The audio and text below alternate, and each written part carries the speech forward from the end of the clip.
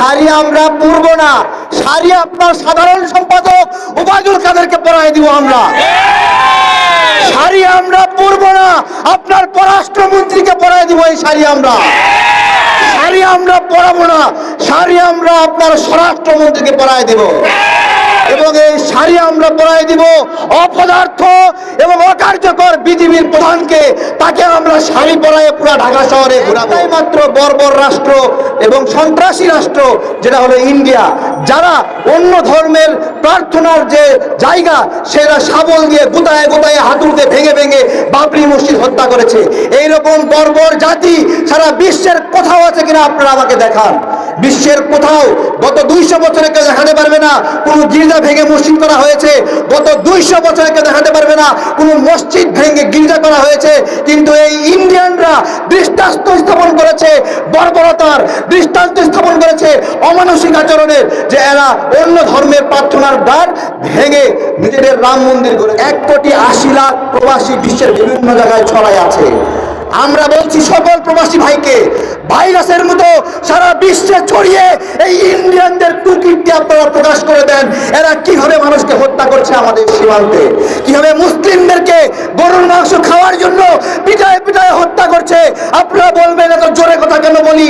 আরে ভাই, যত জোরে কথা বলি, যত গালি দেই, তা মানুষ হত্যার সমান নয়, সীমান্তে নাগরিক হত্যার সীমান নয়। নাগরিক হত্যা হচ্ছে, এখানে সংখ্যা দিয়েছি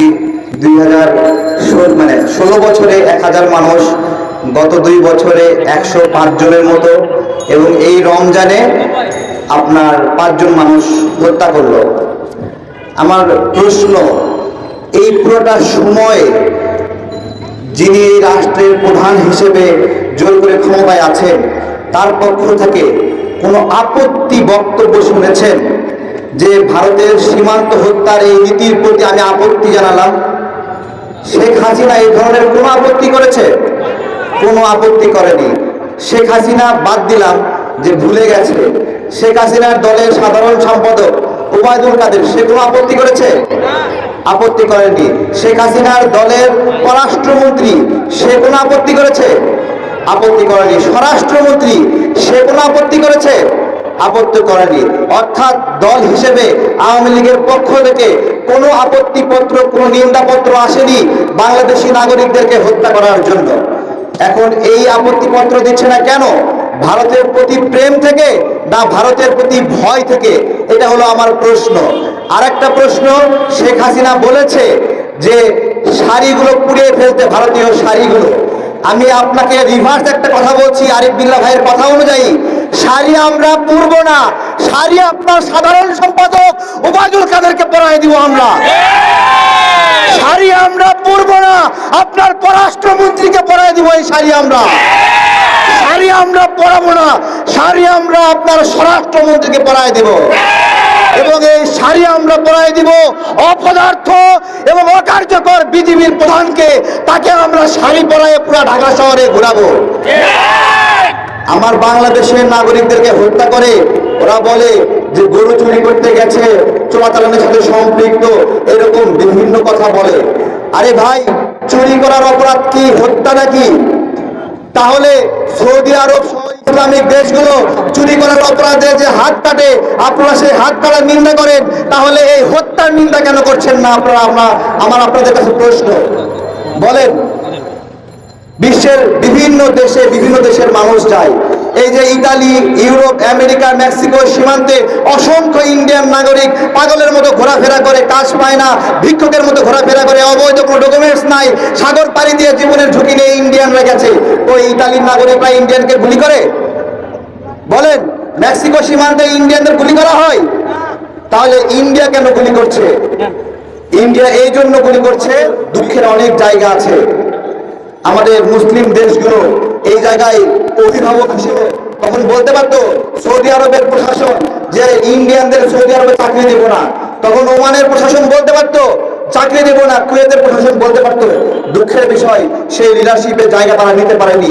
তারা যদি সেই লিডারশিপের জায়গা না নিতে পারে, সারা বিশ্বে প্রতিহত করবে ইনশাআল্লাহ। ডাক এসেছে ভারতীয় পণ্য বয়কট। এই বয়কটটা কেন করব? সামনে লেখা আছে কেন করব। বয়কট এই জন্য করব, আপনারা যারা বেকার আছেন, আপনাদের সন্তান যারা বেকার আছে, তারা এই বয়কট থেকে লাভবান হবে, তারা কর্ম পাবে। বলবেন যে বয়কট কাজ করছে না, বয়কটের কারণে 1,40,00,000 ইউনিট মজো বাংলাদেশি পণ্য মজো কিনেছে 2 দিনে। তাহলে এতগুলো মজো যে বিক্রি হলো, এর মাধ্যমে বাংলাদেশের অর্থ বাংলাদেশে রয়ে গেছে না? বলেন, এটা যদি বিদেশি কোনো পণ্য কিনতেন তাহলে বিদেশি চলে যেত না, টাকাটা চলে যেত। যারা বলে বয়কটে কাজ হচ্ছে না, তাদেরকেও আমরা ওই ভারতীয় শাড়িগুলো পরে দিতে চাই। তারা ওই ভারতীয় দালাল, আকারে ইঙ্গিতে অনেক ভারতীয় দালাল আশেপাশে ঘোরাঘুরি করে, সাবধান থাকতে হবে এবং খেয়াল রাখতে হবে।